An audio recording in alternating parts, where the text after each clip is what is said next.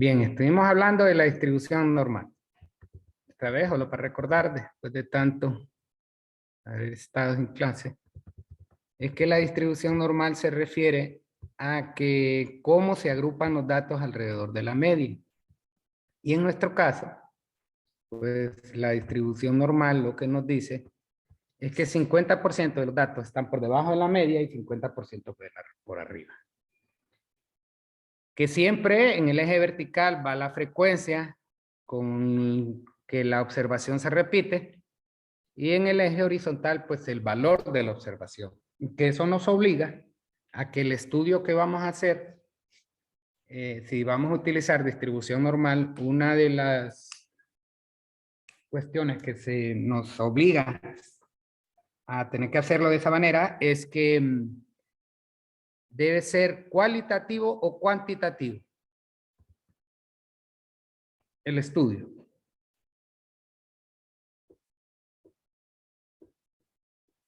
Fíjense bien, aquí dice frecuencia de observaciones y aquí el valor de la observación. El estudio que voy a hacer puede ser cualitativo, cuantitativo o ambas. Cuantitativo. No, y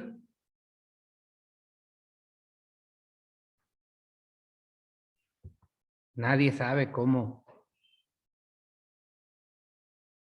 Hombre, aquí me lo está diciendo, el mismo diagrama me lo dice.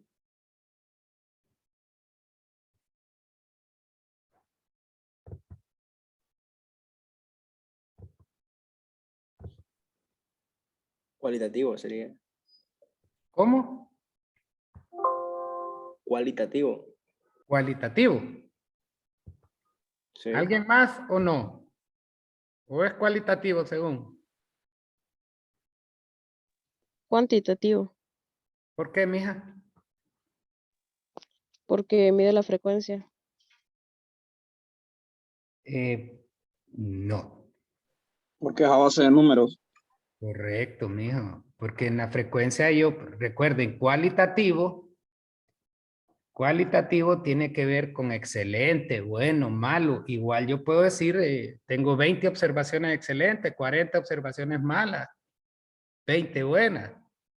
La cuestión es que la variable, en este caso, no la estoy midiendo con un valor numérico, sino con un valor ordinal, que eso es de estadística descriptiva.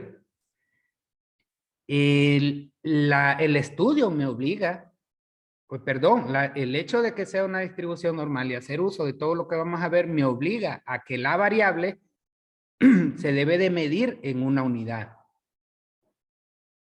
Tengo que tener la capacidad de medirlo. Si no lo puedo medir y lo tengo que decir en bueno, excelente, eso ya no, o en café, negro, rojo, verde, tampoco. Tiene que ser con valor. Hablamos de la desviación estándar, incluso vimos cuál era la fórmula y que la fórmula la discutimos del por qué. Que la desviación estándar lo único que hace es medirnos qué tanto se desvía, como dice la palabra, la observación de la media, o qué tanto se aleja, o cómo se dispersa. Que el hecho de que la gráfica sea así me está diciendo que una gran cantidad de datos se encuentran por acá, pues porque aquí me dice que con más frecuencia se dan estos que esto, pues esto es muy poco la frecuencia aquí, pero aquí se da mucho. Entonces, la mayor concentración de los datos está aquí.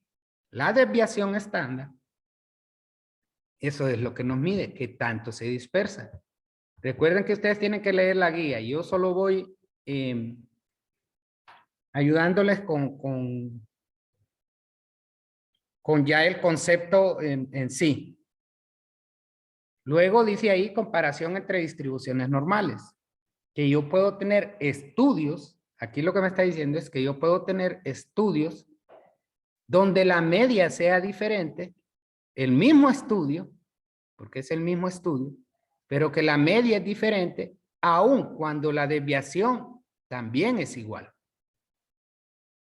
¿Por qué? Porque se puede dar que yo pueda hacer un estudio en una región y hacer el estudio en otra región y la cuestión cambie. Por ejemplo, creo que esto era estatura, ¿no? Y la mitad, pues, a ver, me olvida.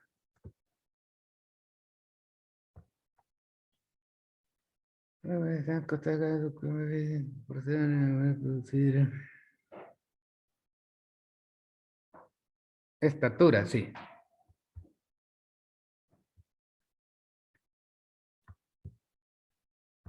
Podríamos decir que podemos sacar la estatura de los hombres en Tegucigalpa y la estatura de los hombres en el campo. Si se han fijado, pues es muy común ver que en el campo los hombres son mucho más pequeños, las mujeres igual, ¿no? ¿Por qué será? Ahora vamos el por qué. Por la alimentación. La alimentación es una, ¿va? Genética otra. La genética es otra. Además de que pues como ellos no suelen salir del campo, ya cuando se vienen para acá, pues eso ya se relacionan con otro tipo de personas y otro tipo de alimentación. Pero por las enormes dificultades que tiene esta gente para alimentarse bien, ellos son un poquito más pequeños. Su dificultad para comer es mayor. Para variar su alimentación, ¿verdad? Para hacerla más balanceada.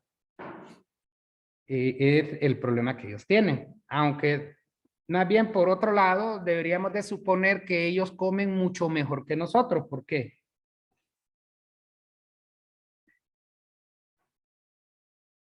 Ahí se producen los alimentos. Correcto, mijo. Ellos producen su propia comida. Correcto. Ellos se supone que deberían de comer mucho mejor que nosotros, porque además en los alimentos que ellos consumen, pues, no serían con ese montón de babosadas que traen las papadas que nosotros comemos. Pero bueno, yo lo digo porque vivo en afuera, en el campo. Ah, Y las personas, el campesino come poca carne. ajá, Creo que correcto. eso puede ser un motivo. Eso es la cuestión de que hablamos del balanceo, del balance de la alimentación que tenemos. Mijo. De cualquier razón, por ejemplo, ¿qué les puedo decir yo? La gente no se come la gallina porque la gallina le da los huevos, ¿no? Y esa es una razón del por qué no se la comen. La cuestión es que ellos no manejan también mucho la estadística. Pero una gallina que ya no les empieza a producir, que ya deja de producirle huevo, pues para afuera. ¿Para qué va a estar alimentando un gallo o una gallina que ya no va a producirle o no va a crecer? Eso es lo que hacen con, por ejemplo, en las granjas con los cerdos. El cerdo ya no crece más. Entonces, ¿ya para qué le van a seguir alimentando si ya no va a producir más carne? Entonces se despacha.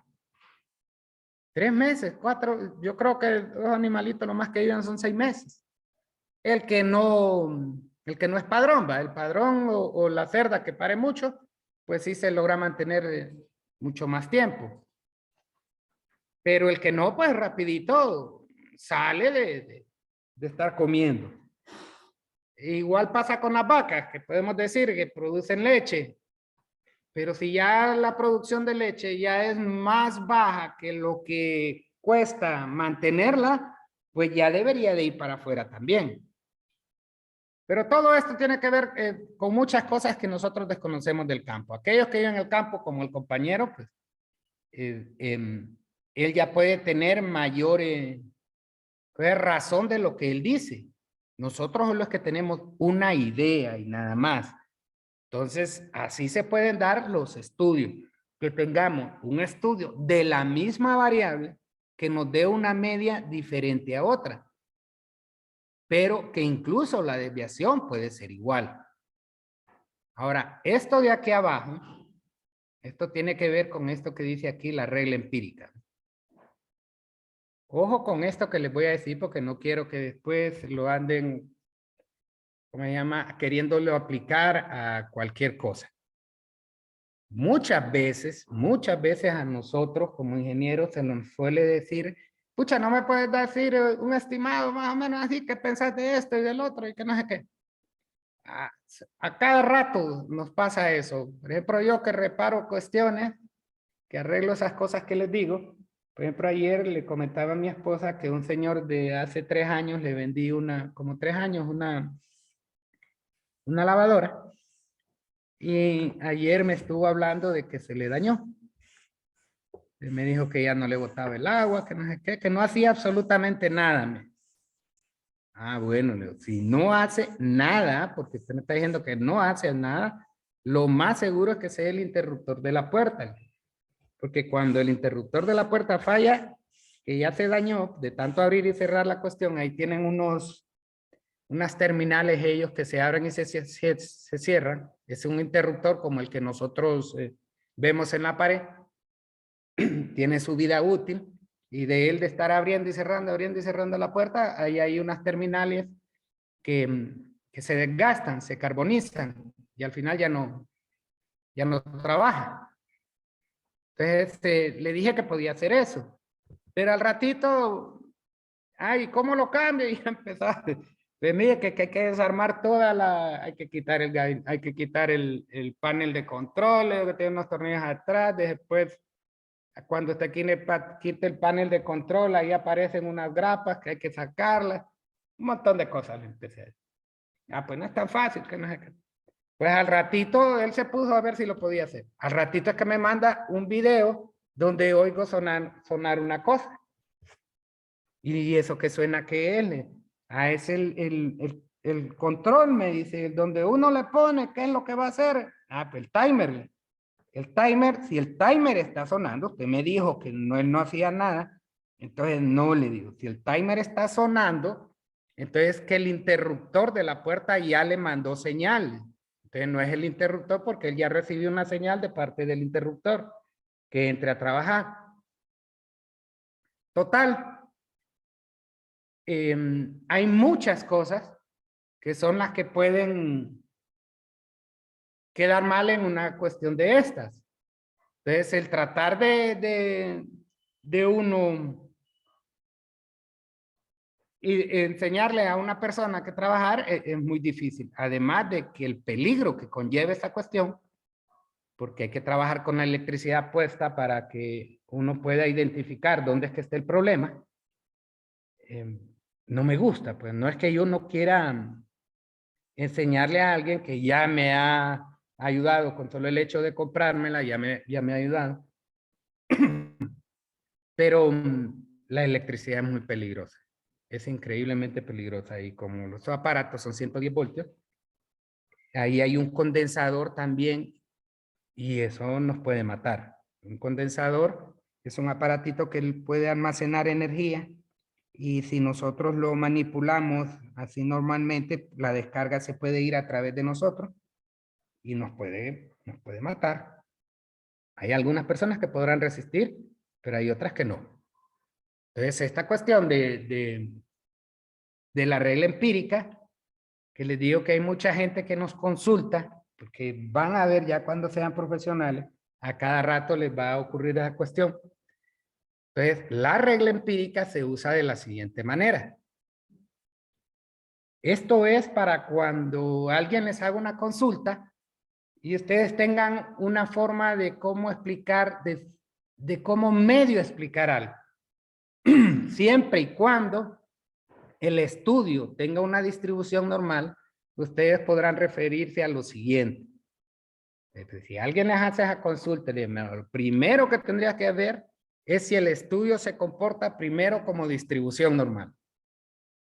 Primero, si se comporta, si tiene un comportamiento de ese tipo, al agruparlo, al graficar los datos, si ya me da algo así, entonces ya podrían ustedes decir lo siguiente. En el mundo entero se puede utilizar la regla empírica cuando la distribución es normal y decir lo siguiente. Decir que el 68.3% de los datos se encuentran concentrados alrededor de la media a una desviación estándar por arriba. Fíjense que aquí la desviación estándar es 2. A una desviación estándar por arriba de la media y una desviación estándar por debajo de la media. Por eso dice regla empírica, porque es un cálculo que esta gente que es muy estudiosa de la estadística no tengo ni la más mínima idea de qué tanta relación puede haber, que pónganle que un 60, 70, 80% de los datos que tienen distribución normal, así se comporten. No quiere decir que el 100%, ¿no? Que un 80% de los estudios que tienen distribución normal se comporte que a una desviación por debajo de la media y a una desviación por arriba de la media, se encuentra concentrado el 68.3% de las observaciones. Que a 2 desviaciones estándar, por arriba o por abajo de la media, se encuentra concentrado en 95 y a 3 desviaciones el 99.5. Esta es una regla empírica. Se las enseño porque en cualquier momento que alguien les pueda decir, ¿y de dónde te sacas eso? No, esta es una norma que aparece en los libros. No es que usted se la esté inventando, sino que les digo que es muy posible, porque nunca he encontrado de dónde sacaron esto, pero mi análisis es decir que todo aquel estudio que se comporta de distribución normal, pónganle, el 80%, el 70% de los estudios que tienen distribución normal tienen este comportamiento, por decir algo. Pero ese es yo estoy diciendo eso, porque nunca he hallado la razón. En ningún libro que, cuando me empezaron a dar esta clase, que puse a leer libros, en ningún libro leí de dónde sacaban que la regla empírica me manifestaba esto. Incluso hay unos libros que cambian un poquito esto. Y si se fijan, hasta puntos decimales tiene. Entonces me imagino que de alguna muestra que sacaron, vieron que sacaron porcentajes y vieron que esto se comportaba de esa manera. Y si se fijan, lo hacen igual aquí, ¿ve? A una desviación, aunque la media es diferente. Esto es por si en algún momento dado alguien les hace una consulta de ese tipo. Ingeniero, disculpe, Dígame. una compañera está en la sala de espera que dijo que no tenía energía eléctrica. Voy a ver, mija, que estarme saliendo. No, ya son las 8:20. Lo siento, gracias, mija. Si se fijan, abajo,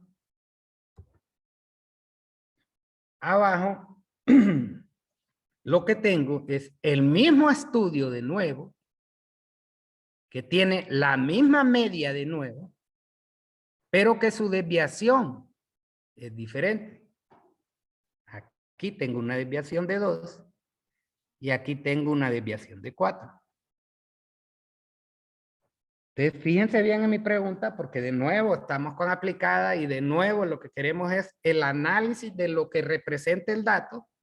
En este caso, no vamos a hablar del dato, sino que vamos a hablar de la gráfica, porque les he dicho que nosotros vamos a hacer uso de gráficas, de datos, de tablas, de lo que sea, dependiendo a la gente con la que vamos a trabajar. Pónganle que en este caso vamos a hablar de la gráfica. ¿Qué es lo que me está diciendo esta gráfica? Esta que estoy señalando. Voy a tratar de poner la manito. Esta gráfica, la gráfica. No quiero que miren el número, sino la gráfica en relación a esta gráfica. Cuando el estudio es el mismo, con una media igual. ¿Qué es lo que me dice la gráfica?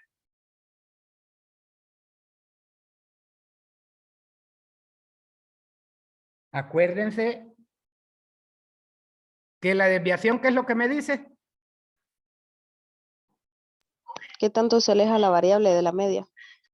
Ajá, correcto, mija. Eso. Entonces, fíjese en esta gráfica y fíjese en esta gráfica.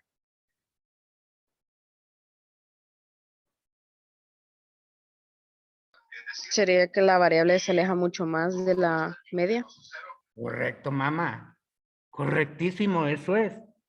Que cuando yo tengo una distribución normal más achatada, voy a tratar de, a ver, creo que este lápiz. ¿Dónde está?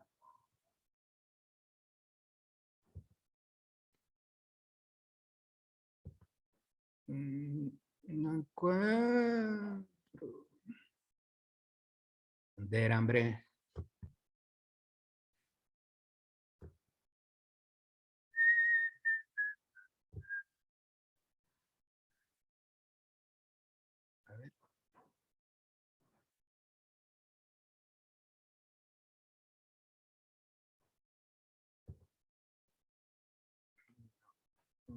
para hacer una línea, agregar una línea. Bueno, no hay. Tal vez más abajo encuentre mejor información. Aquí, lo que me está diciendo esta es que una gráfica, entre más achatada sea, quiere decir que su dispersión es mayor. Una gráfica con una ojiva más prolongada hacia arriba, quiere decir que su dispersión es menor. Entre más achatada, que su dispersión es mayor. Que sea bueno o que sea malo, eso va a depender de la variable en estudio. Eso no podemos nosotros asegurar que una cosa es buena o es mala sin primero saber qué variable es la que nosotros estamos trabajando. Y de nuevo, fíjense bien que aunque el estudio sea el mismo y mi desviación es diferente, yo puedo hablar con la misma regla empírica en el estudio. O sea, eso se lo pueden aplicar a cualquier estudio siempre y cuando la distribución normal. Y de nuevo, para que ustedes tengan un porqué, porque nosotros como ingenieros, pues nunca podemos andar hablando sin decir este efecto lo causa esto. De ahí de que nosotros siempre andamos preguntando el por qué. Pero ya estamos acostumbrados a que una cuestión debe ser, si algo es causa y efecto. Ustedes como ingenieros industriales van a ver, incluso hay un tema, creo que es en operaciones, que se llama causa-efecto. Creo que ahí es donde más lo usan. La verdad no recuerdo.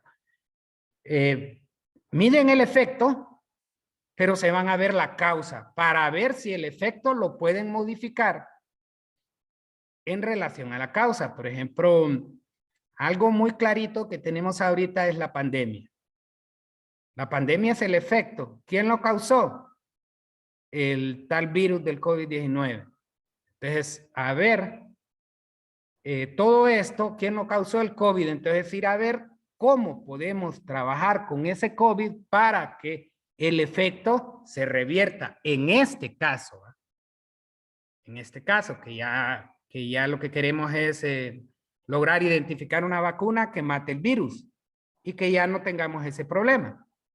En otros casos sería, por ejemplo, vaya, no sé, yo ya dejé de ver fútbol, que les digo hace 1.000.000 de tiempo, pero estaba oyendo que dicen que no ha habido peor selección que esta.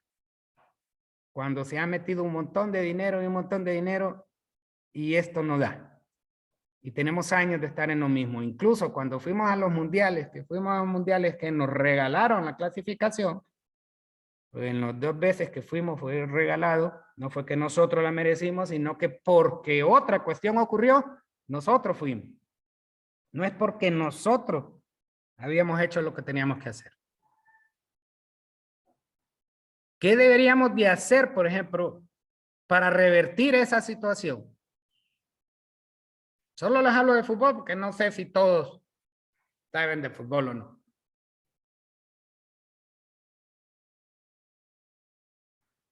¿Alguien que tenga una idea?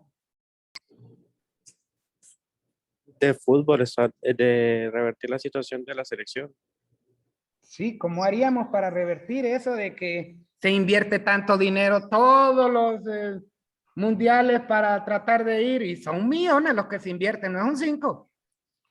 Cambiar procesos de Cambiar. formación desde pequeño, cambiar la mentalidad desde pequeños, dándole un mejor funcionamiento y una mejor estructura.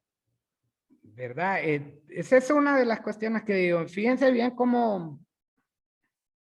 Miren Costa Rica. Yo recuerdo, pero lo que pasa es que ustedes están jóvenes. Yo recuerdo muy bien cuando era joven que Costa Rica ni siquiera nos miraba una. Ahora es que nosotros no le miramos ni una a Costa Rica. Panamá era fuerte en béisbol y en básquetbol. Nosotros no le mirábamos ni una a Panamá, pero ellos a nosotros en fútbol nada. Ahora es al revés. como usted bien lo dijo, revertir esa situación. Entonces, yo les digo, yo tanto que he visto esa cuestión, es que nosotros invertimos y esta gente lo único que quiere es ir a estos lugares para ver si ellos personalmente, como futbolistas, ellos pueden salir adelante, no como equipo. El equipo, como equipo, no funcionan. No trabajan como equipo, trabajan individualmente a ver si sale una chiripa por ahí. Pero como equipo no trabajan. Yo dejé de ver esa cuestión hace mucho tiempo. Yo hay veces que quiero revertir lo que tengo o hay veces que quiero mejorar lo que tengo. ¿Cómo en qué caso podría querer mejorar lo que tengo?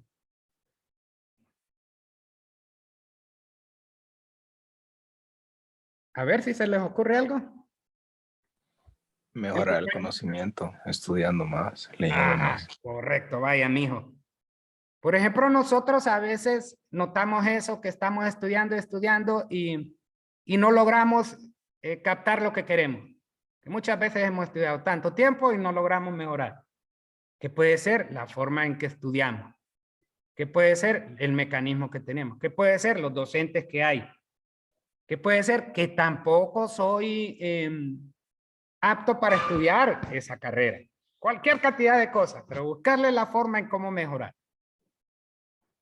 Incluso nosotros en la carrera hemos ido notando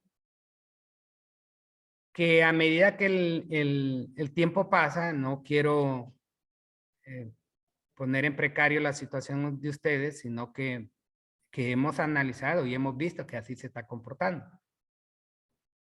Que entre más tiempo está pasando, más débil o peor vienen los muchachos de la secundaria. ¿Qué podría hacer? Más les cuesta lograr el éxito en la universidad.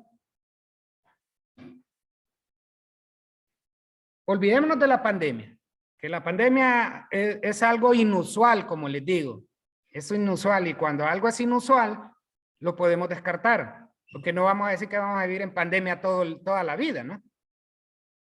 Tenemos esperanzas de volver a la normalidad.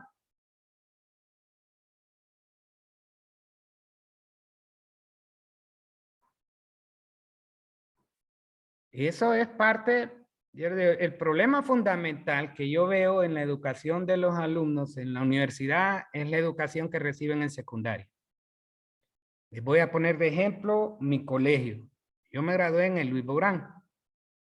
En mis tiempos, cuando yo me logré graduar ahí, era el mejor colegio de Honduras. Incluso yo entré a la universidad, trabajaba y estudiaba, y yo no repetí ni una tan sola matemática.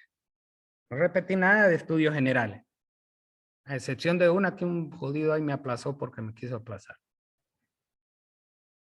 Pero esa educación en el Luis Bourán antes la manejaban unos argentinos.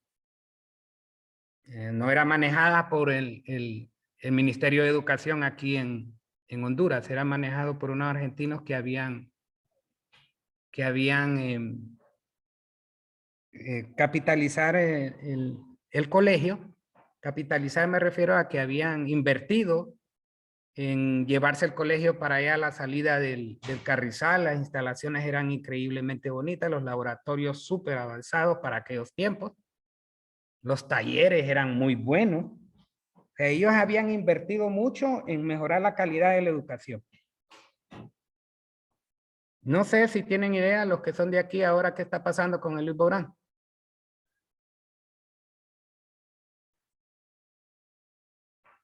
Ninguno de acá.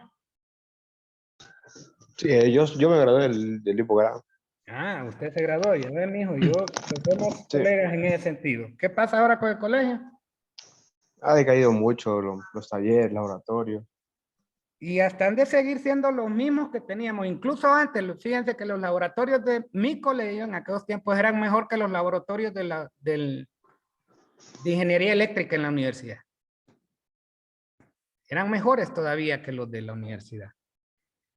La educación ha decaído mucho porque ya solo se ponen a estar empleando a la gente sin ver si tiene capacidad o no de la cuestión. Por ejemplo, mis profesores en el Luis Bobrán, los de matemáticas, me imagino que ustedes han oído hablar de ellos, eran el profesor Fausto, Polanco, Díaz, eran los profesores en la universidad y eran mis profesores en el colegio.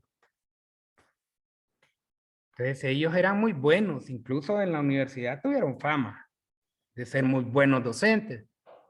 Entonces ellos eran los que me daban clases a mí allá. Yo cuando llegué a la universidad yo no llegué.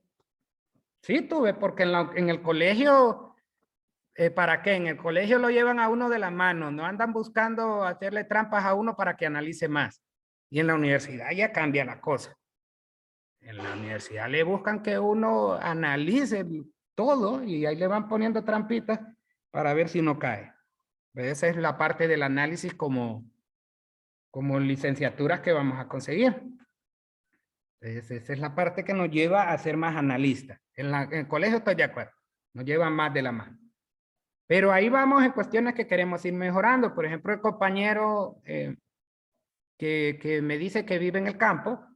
Por ejemplo, si en el campo los muchachos, la gente que vive allá tuviese un mejor aplicación de la estadística que ellos pudiesen manejar, porque todos, absolutamente todos en el mundo usamos estadística. Lo que pasa es que no la vemos como ese nombre.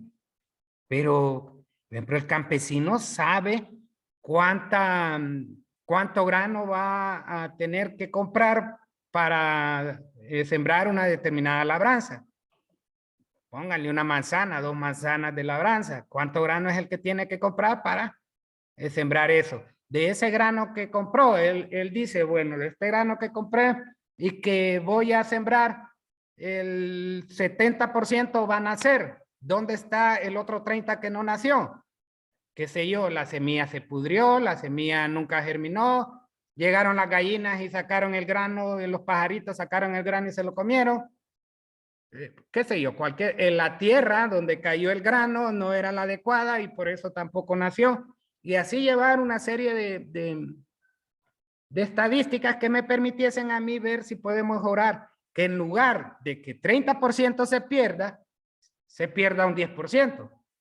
Qué sé yo, me como la gallina y las gallinas ya no llegarían a molestar. O la tierra en la que estoy sembrando no es apta para el grano que estoy poniendo. Eso ya tiene que ver con el estudio de los suelos, ¿no? Y así sucesivamente. Pero la estadística nos provee de un montón de información que nosotros podemos irla adaptando a nuestro mejor beneficio. Como hablaba el compañero de tener de poder captar mejor los conocimientos. Si un ejemplo les puedo dar pero esto lo he visto yo con el paso de los tiempos, es que cuando nosotros nos acostumbramos como estudiantes a estudiar con un determinado grupo de personas, con aquellos a los que somos más afines, que es lo más lógico, este determinado grupo de personas piensa de la misma manera casi siempre. O sea, sus puntos de vista no cambian. Y de ahí que siempre le recomiendo a los compañeros, a los alumnos, que traten de estudiar con otros grupos. Porque tal vez otros grupos tienen otros puntos de vista y atacan los problemas de otra manera, de otra perspectiva, que ustedes ni siquiera les ha venido a la cabeza. Por eso también hablo yo de que y siempre lo he manifestado de esa forma, que la televisión muchas veces es mala para nosotros. Y muchísimas veces. Inclusive yo la vez pasada hablaba con mi esposa y le decía que yo cuando había pensado que un abuelito era capaz de hacerle una trastada a un nieto, cuando toda mi vida lo que he visto es que el abuelo es súper consentidor, porque el abuelo pues ya no tiene la responsabilidad de criar los hijos, ¿va? Entonces ahora que soy abuelo, les digo, yo me voy a dedicar a consentir, no a andar viendo que tengo que comprar esto, que tengo que hacer el otro, que tengo que llevarlo aquí, que tengo que ver que estudie. Nada, son papadas. Ahora me voy a dedicar a disfrutar a mis nietos, y así le digo a mis hijos. Cuando yo los consienta, déjense pajas, porque para eso son mis nietos, para que yo me sienta alegre. Y ahora es que miro en la televisión, en los programas, que los abuelos en esos países industrializados ya hacen un montón de porquería. Entonces, la televisión también nos puede dañar la mente. Incluso ya ni me gusta ver, antes me gustaba ver problemas de CSI, programas de CSI, porque me gustaba ahí ver la cuestión del análisis y cómo era que se investigaban en base a cuestiones científicas, no a decir cosas que a mí se me ocurren. Aunque mucho de eso es pura paja, que porque un carro pasó por un lado y sacaron el rodaje de las llantas, por lo menos en nuestro país, aquí utilizamos llantas de lo que se nos ponga enfrente, con tal de que lo podamos comprar. Pero sí ayuda, aunque muchas veces no. Entonces, cada quien sabrá cómo aplicarlo para el conocimiento que quiere tener. A mí hay veces que los programas de CSI me gusta porque es muy aplicado a la vida. Entonces, ojo con la desviación. Me va a decir, si es chata, me dice que son más dispersos. Si es más parada, me dice que las observaciones están más concentradas alrededor de la media. Ya se va a acabar esto, recuerden volverse a conectar. Ojo con eso de la regla empírica, ¿eh?